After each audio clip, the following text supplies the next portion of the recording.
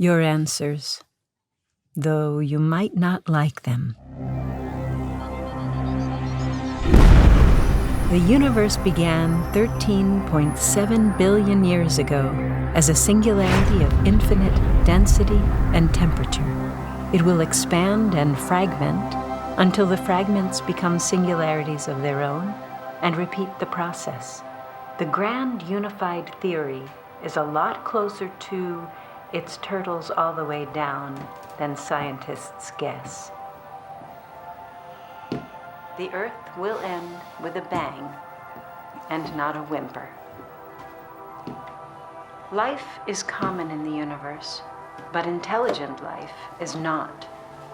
What little of it exists uses neither radio nor space travel. No feral simian or missing link has ever been photographed.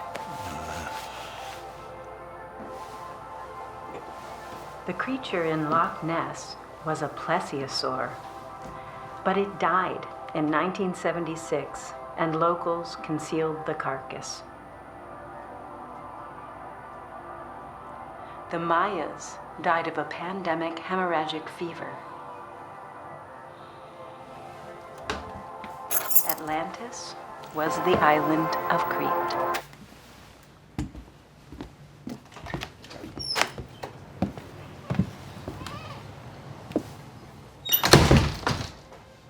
No dead person has ever communicated with a living one.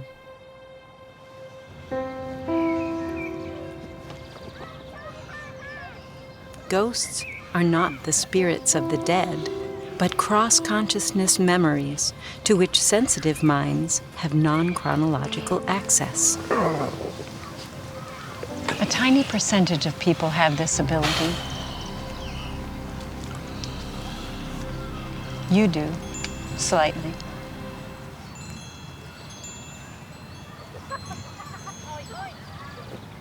Lizzie Borden did it.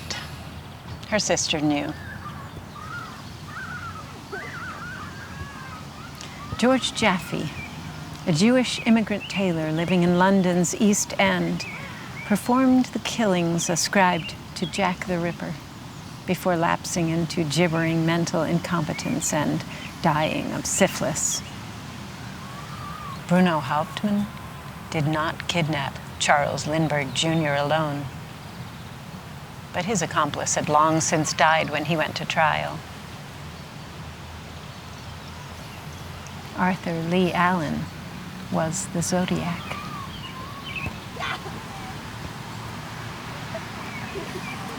Amelia Earhart and Fred Noonan lived for 4 days on Gardner Island after ditching their plane there, eventually dying of thirst and exposure. Marilyn Monroe died of an accidental reaction between medications prescribed by 2 different doctors. D.B. Cooper's skull lies beneath 7 feet of loam and leaves in a bear cave in the Cascades with $140,000 of ransom money.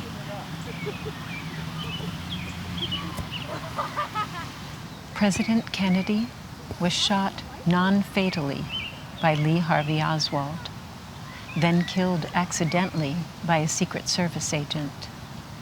Flushed with adrenaline, he slipped off the curb while rushing toward the limousine with his weapon drawn.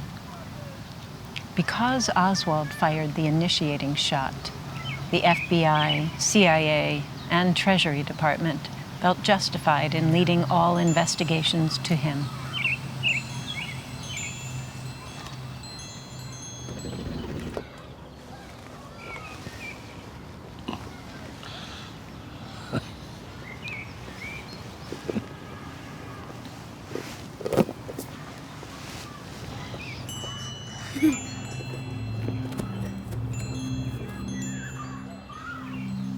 Two and a half million years ago, one of your ancestors invented the spoon. You had a relative that fought at Actium. Your great-great-grandmother shook Abraham Lincoln's hand and reported it clammy. Your grandfather remembered a chocolate bar given to him by a pretty French girl in Paris as the best he ever tasted.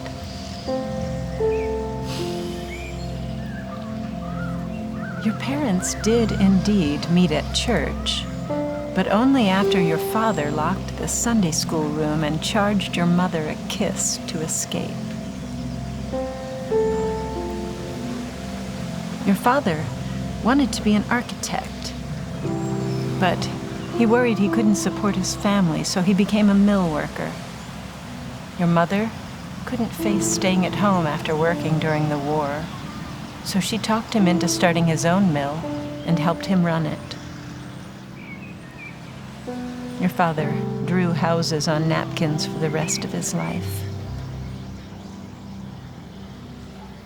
Teresa never wanted to be your big sister. She resented your parents for making her raise you while they worked. Once while babysitting, she tearfully prayed that you'd just die. She felt bad about that for many years. Buddy forgave you for yanking his tail that time at the lake.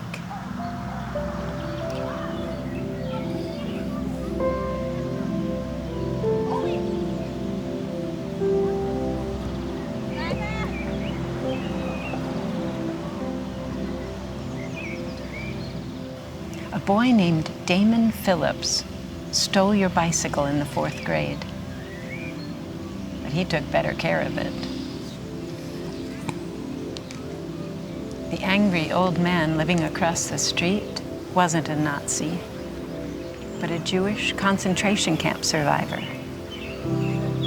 He did poison Pippi for sniffing around in his garden, though.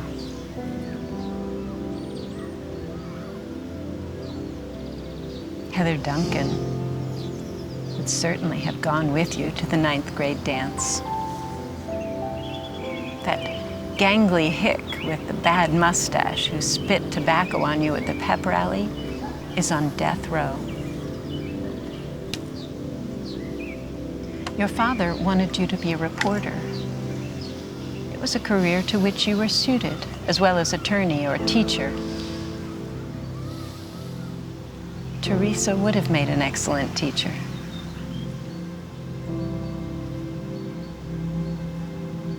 If you had not been wounded at Van Thuong in August of 1965, you would have died at Ia Drang in November.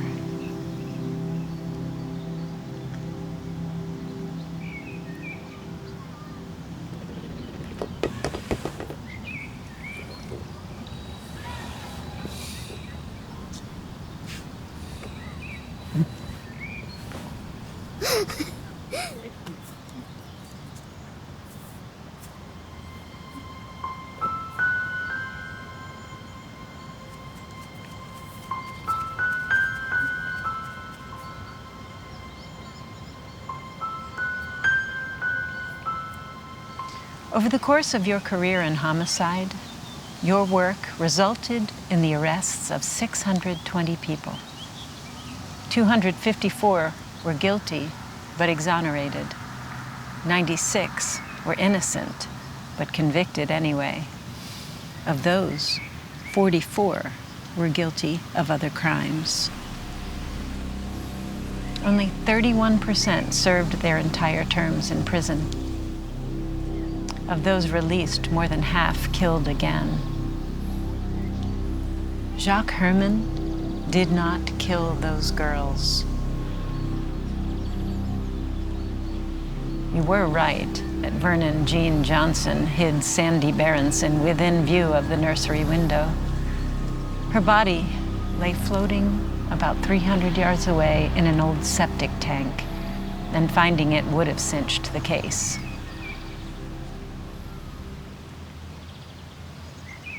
Gary Thornton still wants to eat you. You arrested more black men than any other race or gender. 2 people vowed to kill you over the course of your life. Neither could have done it. Francis Schenk's daughter was a terrible shot. Gavin Drummond forgot about it after the 3rd grade. Your daughter loved it when you would spook her, watching episodes of In Search of together in the basement.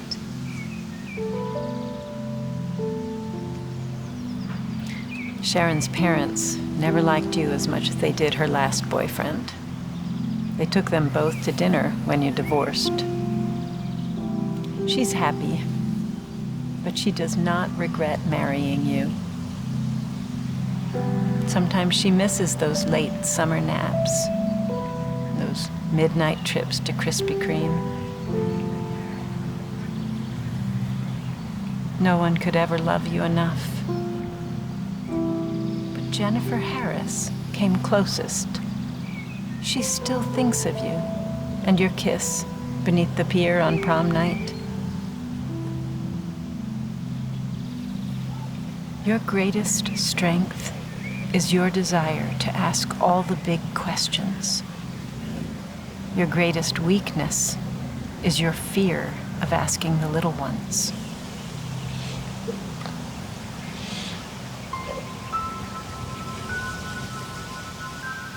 Ah, there you are. Teresa's body lies face down near the 165-mile marker on Interstate 95 in South Carolina.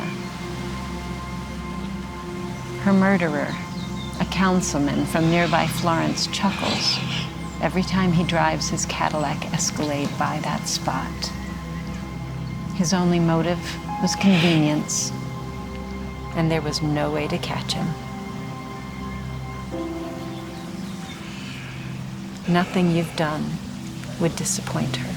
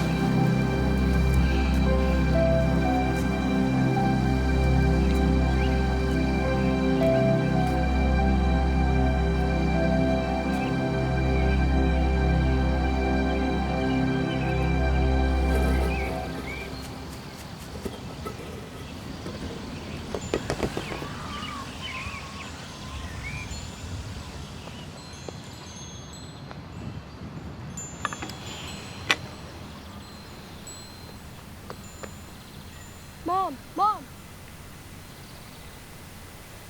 Sir, are you okay? Are you okay?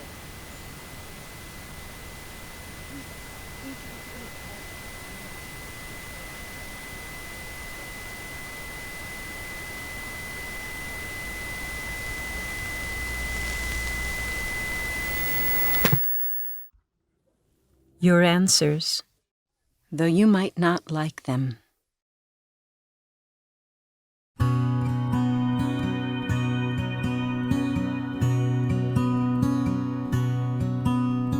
We are all just pilgrims,